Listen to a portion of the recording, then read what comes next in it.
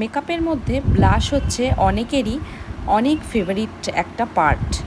তো পাউডারের থেকে যদি আমরা লিকুইড ব্লাশ ইউজ করি তাহলে মেকআপটা আমাদের অনেক বেশি ফ্লোলেস আর ন্যাচারাল লাগে।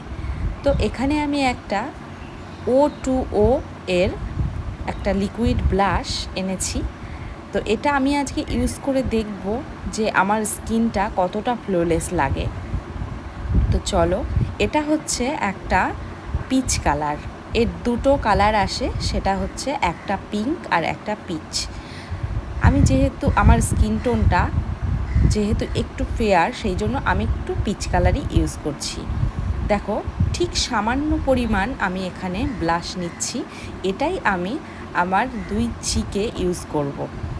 তোমরা যদি সেলফ মেকআপ না করে যদি ব্রাইট করো সেক্ষেত্রে একটু বেশি পরিমাণ ইউজ করতে পারো।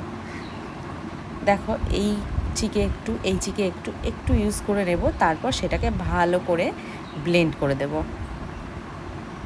একটা বিউটি ব্লেন্ডার না হলে একটা কাবুকি ব্রাশ দিয়ে এইভাবে চিকটাকে ভালো করে বসিয়ে ব্লেন্ড করে নেবে।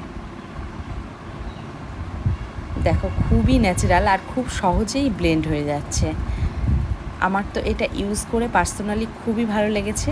আর এই রিভিউটাতে তোমাদের যদি কোনো উপকার হয়ে থাকে তাহলে কিন্তু আমাকে অবশ্যই কমেন্টস করে জানিও, তাহলে আমি আরও প্রোডাক্টের রিভিউ নিয়ে